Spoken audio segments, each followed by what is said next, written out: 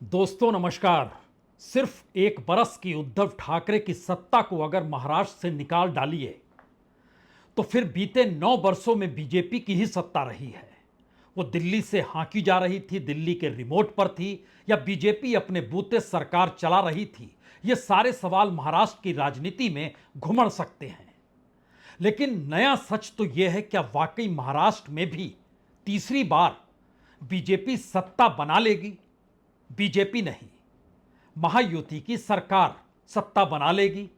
महाअगाड़ी, जिसमें कांग्रेस है, उद्धव ठाकरे की शिवसेना है, शरद पवार की एनसीपी है, ये तीनों इससे पहले सत्ता में थे।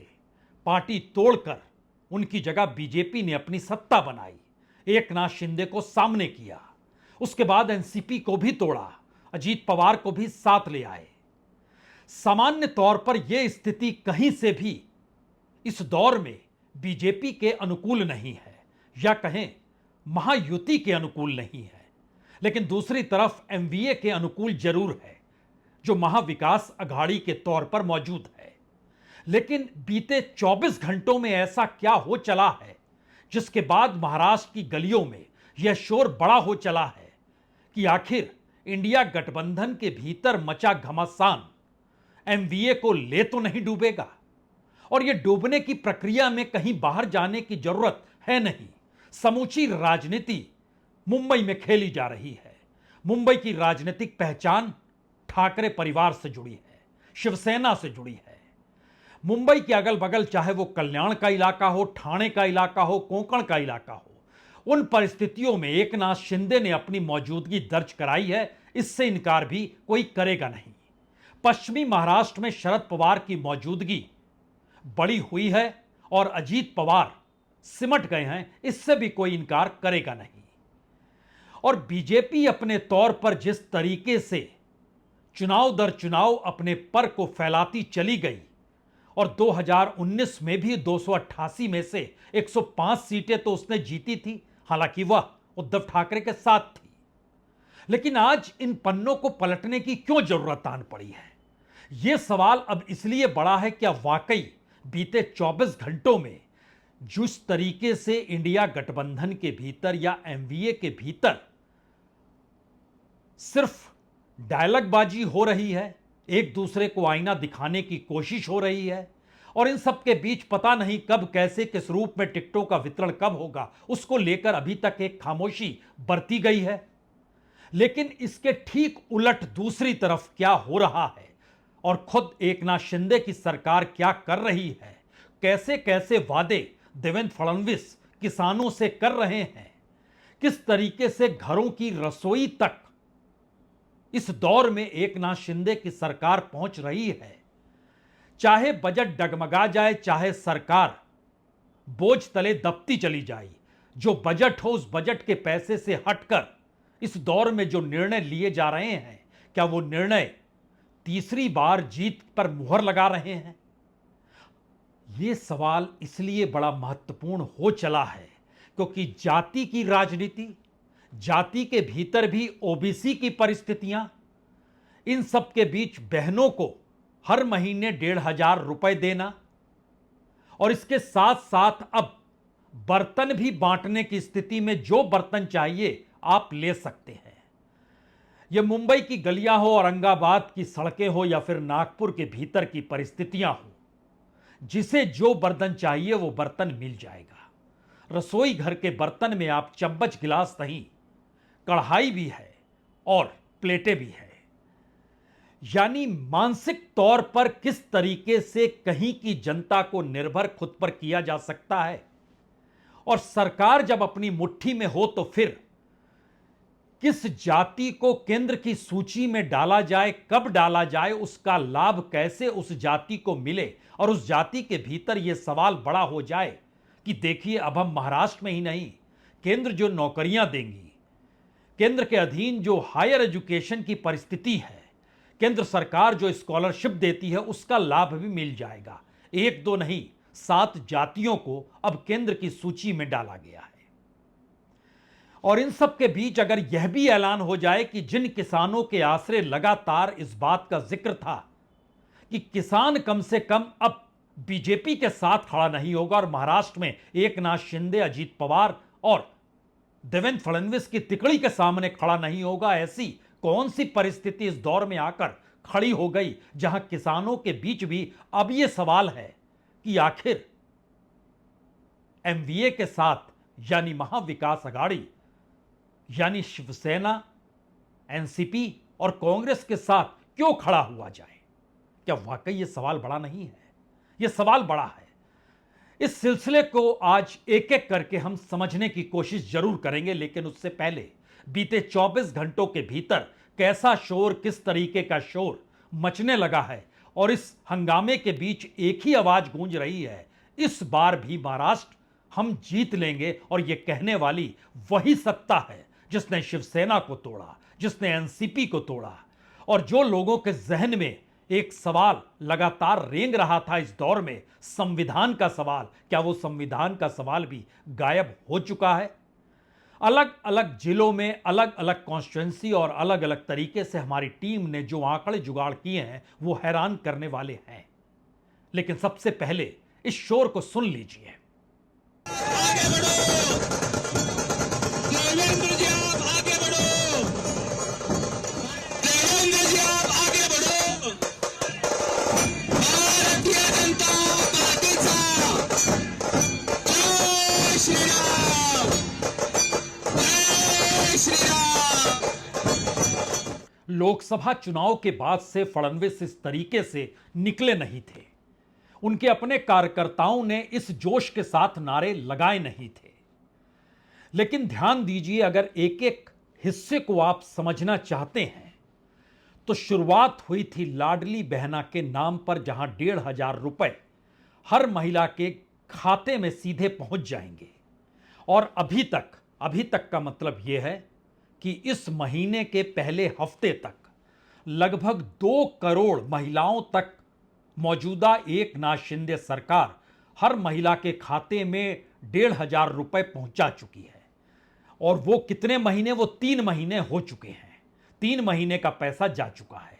इलेक्शन ऐलान से पहले चौथे महीने का पैसा भी चला जाएगा, यानी लगभग 6,000 रुपए इस रवानगी के साथ गए उस महाराष्ट्र में जहां पर तकरीबन 4 करोड़ 16 लाख वोटर महिलाएं हैं और उसमें से 1,95,70,000 इतनी महिलाओं के खाते में पहुंच गया पैसा।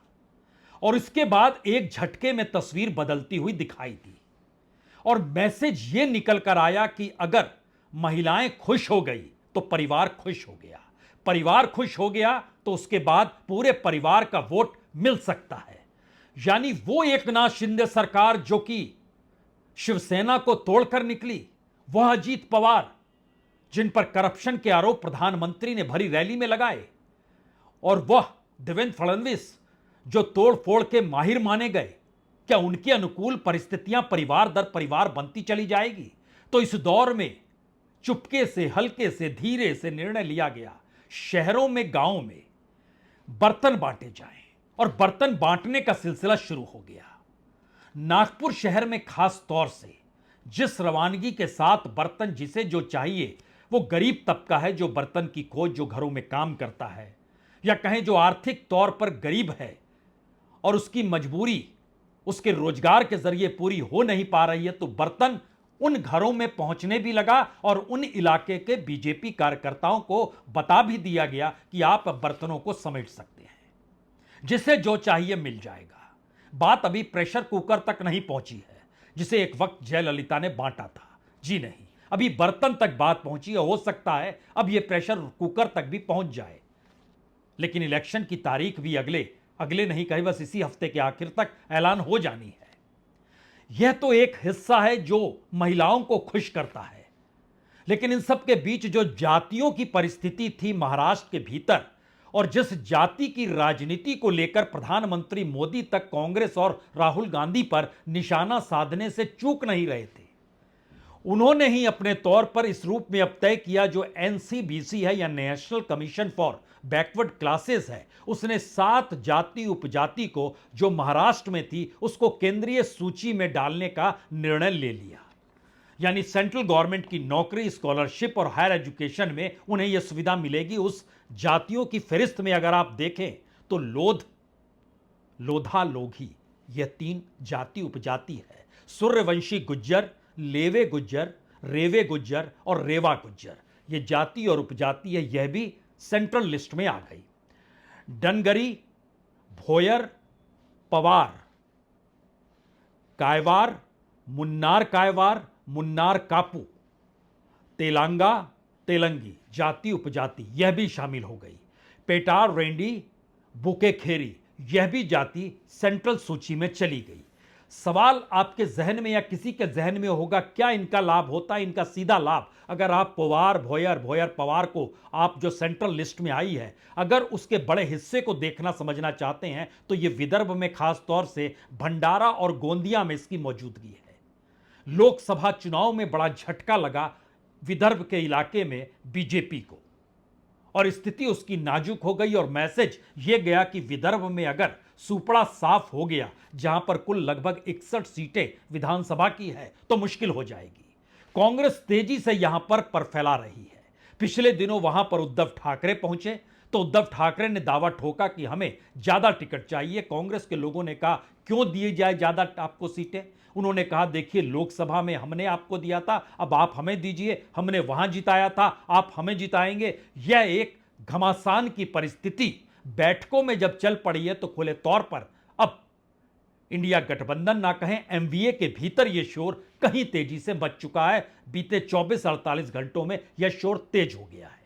इसके साथ गुज्जर उपजाति जो कि नॉर्थ महाराष्ट्र, नासिक, जलगांव, धुले, नंदुरबार, जो पश्चिमी महाराष्ट्र का इलाका खास तौर से है, वहां शरद पवार की गूंज, उनकी पार्टी एनसीपी चुनाव जीती, लोकसभा में उनका वर्चस्व दिखाई दिया, तो वहां पर भी सेंध लगाने की कोशिश है।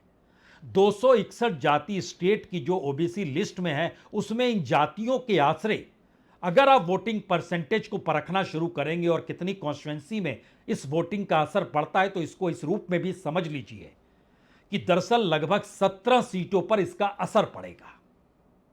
जो पश्चिम महाराष्ट्र का कुछ हिस्सा है और कुछ विदर्भ का हिस्सा है, यह पहली परिस्थिति नजर आती है। दूसरी परिस्थिति यह है कि महाराष्ट्र के भीतर जो राजनीति तेजी से बढ़ रही है, उसमें एमवीए जो है उसके सामने एक मुश्किल है, क्योंकि उसके वोट बैंक वो मानकर चल रहा है कि मराठा है, मुस्लिम है और दलित है, और तीनों को जोड़ दीजिएगा तो बहुत ही सहूलियत के साथ एमवीए को जीत मिल सकती है। 30% मराठा है, 11% मुस्लिम है, 12% दलित है। जब आप इन तीनों को जोड़ेंगे तो यह लगभग 53% हो जाएगा। तो आप कहेंगे तीनों एक साथ है तो क्या दिक्कत है? जिस तरीके से हरियाणा में जाट वर्सेस नन जाट हुआ, ठीक उसी तरीके से मराठा वर्सेस गैर मराठा जो ओबीसी के भीतर की परिस्थितियां हैं, उसको साथ लाने की रणनीति बीजेपी अपने तौर पर बना रही है। और जब इस राजनीति को साधने की दिशा में वो बढ़ रही है, तो एक मैसेज बहुत साफ है कि जातियों के भीतर कैसे, किस रूप में लकीर खींची जाए। दलित का सवाल हो और मराठा का सवाल हो और मुस्लिम का सवाल हो, इन तीनों परिस्थितियों को अगर एक झटके में और समझें तो मराठा आरक्षण की मांग को एकनाथ शिंदे सरकार ने मान लिया, लेकिन लागू नहीं किया।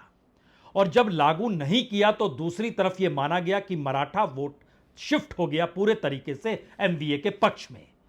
यहां पर एक चीज और देखिए कि दलित और मुस्लिम वंचित समाज अघाड़ी, जिसको प्रकाश अंबेडकर चलाते हैं, उन्होंने 24 घंटे पहले 10 सीटों पर उम्मीदवारों का ऐलान कर दिया।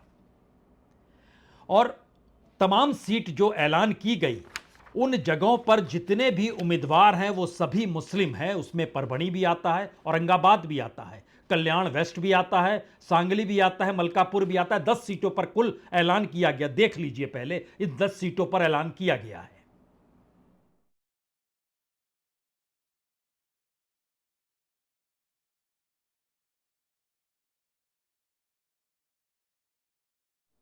दसों नाम मुस्लिमों के हैं। मैसेज बहुत साफ है, क्योंकि प्रकाश अंबेडकर या कहें वंचित बहुजन अघाड़ी ने खुले तौर पर कहा है वो अकेले चुनाव लड़ेगी। वो वोट किसके काटेगी? वो जाहिर है वोट मौजूदा वक्त में जो सरकार है उसी के काटेगी, और उसी के खिलाफ एमवीए खड़ा है, जो विकास एमवीए महाराष्ट्र विकास अघाड़ी के तौर पर जिसकी मौजूदगी है। राज ठाकरे भी अलग लड़ने की दिशा में जा रहे हैं, वह भी वोट किसके काटेंगे? यह सवाल इसलिए बड़ा हो चला है कि किसी भी हालत में एकनाथ शिंदे की सरकार के जो वोट हैं वो बिखर जाएं, और ये बिखरने की परिस्थिति में अब किसी की नजर भी किसानों पर जाएगी। किसानों को लेकर जो रणनीति को साधने निकली इस दौर में सरकार है, ये वाकई इस लिहाज से समझ लीजिए कि लोकसभा चुनाव से ऐन पहले 18 सीटों पर बीजेपी को मुश्किल हो गई थी, उसे हार मिल गई थी, क्योंकि उस दौर में कॉटन और सोयाबीन और प्याज को लेकर किसान बहुत परेशान थे। इस देश में जो किसानों का आंदोलन हुआ उसमें महाराष्ट्र के किसानों की भागीदारी बहुत कम रही, लेकिन वहां पर जो मुश्किल कॉटन, सोयाबीन और प्याज की कीमत का नहीं मिला और जो लोकसभा चुनाव में 18 सीटों पर असर पड़ गया, अब उसके बाद तय यह हुआ कि किसी भी हालत में जो एमएसपी होती है, मिनिमम सपोर्ट प्राइस होता है, और जो बाजार की कीमत होती है, उसको मूल्य को पाटने के लिए सरकार ने तय किया 65 लाख रुपए कपास के तौर पर दिए जाए, और जिनके पास 2 हेक्टेयर तक की जमीन है, प्रति हेक्टेयर 5,000 रुपए उन्हें दिए जाए, ट्रांसफर उन्हें कर दिया जाए। और ध्यान दीजिए, प्याज के एक्सपोर्ट पर बैन लगाया गया था, वो बैन भी हटा लिया गया। और इस प्रक्रिया में चूंकि अब अगले महीने चुनाव है और अगले महीने नवंबर के वक्त ही कपास और सोयाबीन की फसल होती है, तो महायुति ने किसानों के अनुकूल जो मंडी है और खुला बाजार है, दोनों जगहों पर अनुकूल कीमत मिले, इसके लिए अभी से प्रयास शुरू कर दिए और कृषि बाजार का मैनेजमेंट अपनी हाथ में ले लिया, और उसको सही तरीके से कैसे किस रूप में प्रभावी करेंगे, खास तौर से विदर्भ और मराठवाड़ा के इलाके में, क्योंकि इन दोनों जगहों पर बीजेपी साफ हो गई, इन दोनों जगहों पर कांग्रेस का वर्चस्व आ गया। मराठवाड़ा में तो एक भी सीट लोकसभा की बीजेपी को मिली नहीं, जहां एक वक्त उसकी मौजूदगी रहती थी। 4 में से 2 सीट तो हमेशा जीती है, लेकिन इस बार साफ हो गई। तो किसानों को इस लिहाज से मैनेज करना, और इन सब के बीच मानसून चूंकि अच्छा हुआ है तो फसल अच्छी होगी, कीमत सिर्फ दिलाने की जरूरत है। अब इन सवालों के बीच 3-4 बातों पर जिक्र शुरू कीजिए। लाडली बहना, तकरीबन 2 करोड़ महिला वोटर। बर्तन के लिहाज से जो जोड़ा गया, उसमें माना गया है कि जिन शहरों को अभी चुना गया और जो कार्यकर्ताओं के जरिए चीजें आगे बढ़ाई जा रही है, लगभग 1 करोड़ महिलाओं को तो बर्तन बांट ही दिए जाएंगे इलेक्शन के ऐलान होने तक भी। और इन सब के बीच किसानों को लेकर ऐलान, देवेंद्र फडणवीस कई मौकों पर यह कहने से चूके नहीं, 25 साल तक फ्री या मुफ्त बिजली दी जाएगी। यानी इकोनॉमी को ना संभाल पाना और इकोनॉमी की हालत बद से बदतर होते चले जाना, इन सब से बेफिक्र परिस्थितियों में तमाम सुविधाएं देते हुए जेब भर दीजिए, बैंक अकाउंट में पैसा डाल दीजिए, सुविधाओं की पूरी पोटली खोल दीजिए, सामने टिकेगा कौन? और जो कांग्रेस शासित राज्य हैं, क्या वहां पर चीजें इंप्लीमेंट हुई हैं? और इंप्लीमेंट नहीं हुई है तो क्यों नहीं हुई है? जीएसटी तक का तो पैसा गैर बीजेपी शासित राज्यों को मिल नहीं पाता है, उन्हें रिजर्व बैंक से कर्ज लेना पड़ रहा है। कर्ज में डूबी हुई सरकार आपको बार बार नजर आएगी। हिमाचल प्रदेश यूं ही दिवालिया होने की परिस्थिति में खड़ा नहीं हुआ। पैसा कहां सेंटर दे पा रही है? और सेंटर की राजनीति अगर, या फिर इस देश की राजनीति अगर इकोनॉमी से जुड़ जाए और इकोनॉमी में इस देश के भीतर जो फेडरलिज्म था वो ढांचा चरमरा जाए, तो क्या होगा? इसको बहुत माइन्यूटली बीजेपी ने समझा और राजनीतिक तौर पर इसको अमल में लेकर भी आई। और यहीं पर एक सवाल सबसे बड़ा निकल कर आता है कि क्या वाकई इंडिया गठबंधन या एमवीए के पास कुछ भी नहीं है? कुछ तो है। वो कुछ क्या है? और लेकिन जो कुछ है उसका असर कहां कहां पड़ेगा, हम आपको बतलाते हैं। लेकिन उससे पहले हमें लगता है इस आवाज को सुनिए। बीते 24 घंटों के भीतर की आवाज है। इसमें एक दर्द भी है और इसमें एक डर भी है। ऐसा है कि भारतीय जनता पार्टी के साथ अगर लॉन्गेस्ट स्टैंडिंग अलायंस था तो शिवसेना का था। शिवसेना को जिस तरीके से पीठ में खंजर घोंपा गया 2019 में, फिर उसके बाद पार्टी को तोड़ने का काम किया गया, फिर इलेक्शन कमीशन से लेकर आपने सारी सेंट्रल एजेंसीज और यंत्रणा यूज कर शिवसेना में फूट डाली। आप अगर बात करते हैं, आप अगर चिराग पासवान जी की पार्टी देखें, आपने चिराग पासवान, विलास पासवान जी आपके अलायंस थे, आपने उनकी पार्टी को तोड़ने का काम किया। आपने शिरोमणि अकाली दल के साथ अपना काम देखा, किस तरीके से आपने उनको निपटाने की कोशिश की। ये वो लोग हैं भारतीय जनता पार्टी जिनका हाथ थामकर अलायंस पार्टनर्स ने उनको मजबूत बनाया, और मजबूत बनते ही इन्होंने सबसे पहले अपने ही अलायंस पार्टनर्स के साथ विश्वासघात किया। डर इस बात का है कि बीजेपी की रणनीति जो हरियाणा में चल गई, क्या वो महाराष्ट्र में भी चल जाएगी? और उस डर के साथ एक उम्मीद यह भी है कि क्या वाकई कांग्रेस के साथ अब टिकटों की सौदेबाजी में शिवसेना ज्यादा टिकट पा सकती है, मुख्यमंत्री के चेहरे के तौर पर उद्धव ठाकरे को प्रोजेक्ट कर सकती है? यह सवाल उन्हीं के बीच है जो बेदखल कर दिए गए और जिन्होंने इस दौर में खूब देखा है कि आप ईवीएम के जरिए लड़ाई, ईवीएम शब्द भूल जाइए थोड़ी देर में, इस देश के भीतर में वोटों के जरिए लड़ाई आप जीत नहीं सकते हैं अगर सामने बीजेपी खड़ी है तो। कैसे हराना है, किस परसेप्शन को डेवलप करना है, किस राजनीतिक हथियार का इस्तेमाल करना है, इन सब से हटकर अगर आप पारंपरिक राजनीति को पूंछ को पकड़कर चलेंगे तो आप पिछड़ जाएंगे। यह मैसेज कम से कम राजस्थान में निकला। यह मैसेज इस दौर में ध्यान दीजिए तो छत्तीसगढ़ में निकला, मध्य प्रदेश में निकला, हरियाणा में निकला। लेकिन इसके आगे का मैसेज तो महाराष्ट्र में निकला, जहां बनी बनाई सत्ता को दो हिस्सों में बांटकर सुप्रीम कोर्ट से मुहर भी लगवा ली और राज्यपाल गैर कानूनी तरीके से काम करते हुए चले भी गए। सवाल स्ट्रेटजी का है तो इसमें ईडी और सीबीआई और आईटी को भी लाना होगा। इस पूरी स्ट्रेटजी में ध्यान दीजिए, इंडिया के भीतर की हलचल डरा रही है उसे। उनके अपने सहयोगी जो एमवीए के हैं वो डरे हुए हैं क्योंकि उनकी हथेली में कुछ नहीं है। और जब आपके पास कुछ ना हो और सामने वाले के पास समूची ताकत के साथ वो सत्ता में बने रहने की कवायद कर रही हो तो फिर क्या होगा? ऐसे में एक सवाल बड़ा महत्वपूर्ण है, लेकिन वह मुंबई और पश्चिमी महाराष्ट्र के हिस्से को ही प्रभावित करता है, क्योंकि इस दौर में महाराष्ट्र में आने वाले प्रोजेक्ट्स गुजरात शिफ्ट किए गए और महाराष्ट्र की राजनीति में मुंबई खासतौर से अगर उसका केंद्र है तो गुजराती वर्सेस महाराष्ट्र की परिस्थितियों को शिवसेना ने बाखूबी इस दौर में उठाया भी है। प्रोजेक्ट जो गए वो वेदांता के प्रोजेक्ट थे, फर्मा क्लस्टर के प्रोजेक्ट थे, इंटरनेशनल फाइनेंशियल सेंटर के प्रोजेक्ट थे जो गुजरात चले गए। और अगर यह हिस्सा आ जाए तो पूरा पश्चिम महाराष्ट्र और मुंबई का इलाका एक झटके में बीजेपी को साफ कर देगा। लेकिन बाकी जगहों पर कौन सी राजनीति कैसे साधी जाएगी? और इस दौर में अगर टिकटों के आपसी सौदेबाजी के दायरे को भी आप परखना चाहते हैं तो यह हिस्सा तो सीधे सीधे कहें तो खुद एकनाथ शिंदे, अजीत पवार और बीजेपी के बीच में, जो बीजेपी 150 सीटों पर लड़ना चाहती है, एकनाथ शिंदे 100 सीटों पर लड़ना चाहते हैं, अजीत पवार 80 सीटों पर लड़ना चाहते हैं। इन तीनों को अगर मिला दीजिएगा तो लगभग 325 सीट पार कर जाएगी और 288 सीट है। यही परिस्थिति एमवीए के भीतर भी है। लेकिन आखिर में सबसे बड़ा सवाल क्या है? विदर्भ के भीतर किसानों के वोट कहां जाएंगे? जो ओबीसी का वोट है मराठवाड़ा और विदर्भ के भीतर, वो कहां जाने वाला है?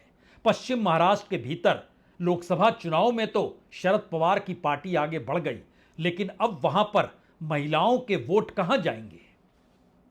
मुंबई के भीतर शिवसेना के साथ इमोशनली चीजें जुड़ी हुई हैं, लेकिन क्या अपने बूते शिवसेना चल पाने की स्थिति में है?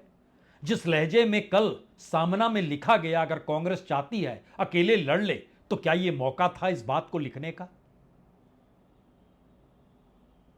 यह परिपक्वता तो नहीं है, ये इनमैच्योरिटी है।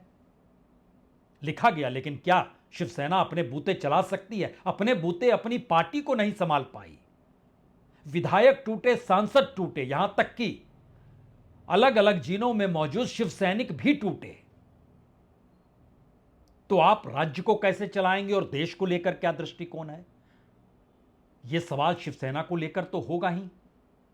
और इस सवालों के अक्सले जो बड़ा सवाल यह भी है, राज्य की तकरीबन 133 सीटों को लेकर जिस रास्ते मौजूदा में एकनाथ शिंदे सरकार चल पड़ी है, वो किसानों को 25 बरस तक मुफ्त में बिजली देने का जिक्र हो, लाडली बहना योजना के साथ बर्तन बांटने का जिक्र हो, किसानों को मिनिमम सपोर्ट प्राइस से हटकर बाजार का पैसा और उस हद तक कीमत दिलाने का जिक्र हो, युवाओं के खाते में पैसा डालकर उनको बेरोजगारी भत्ता देने की बात, बल्कि अब वो लागू है और वो पैसा दिया जा रहा है, इस स्थिति में आ गया हो।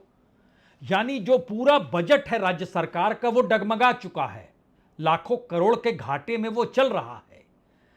आरबीआई से कर्ज लेकर सरकार चल रही है और सबको पता है कि डर दिल्ली की सत्ता को इस हद तक है, इसीलिए उसने वहां पर बीएमसी के चुनाव नहीं कराए। यह परसेप्शन बहुत साफ है कि बीजेपी डरी हुई है, महाराष्ट्र खिसक गया तो क्या होगा। तो आखिरी सवाल, महाराष्ट्र का मतलब इस देश की आर्थिक नगरी है। आर्थिक नगरी इस देश की कैपिटल के तौर पर है।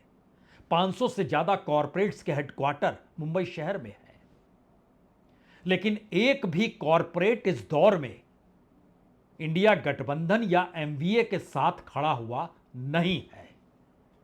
और उस कॉरपोरेट की पूंजी, उस कॉरपोरेट के बीते 10 बरस की साख जो मोदी सत्ता के साथ जुड़ी रही, वो क्या एक झटके में गंवाना चाहेगी?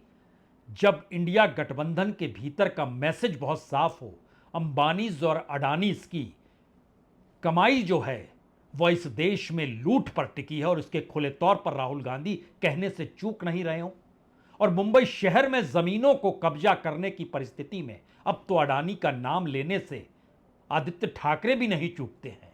कहते हैं जो पैसा बकाया है लीजिए, और धारावी का सवाल अनसुलझा नहीं है।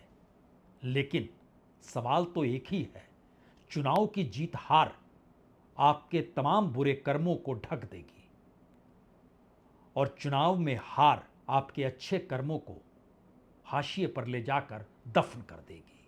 कौन कहां खड़ा है आप समझ सकते हैं। बहुत बहुत शुक्रिया, बहुत बहुत शुक्रिया।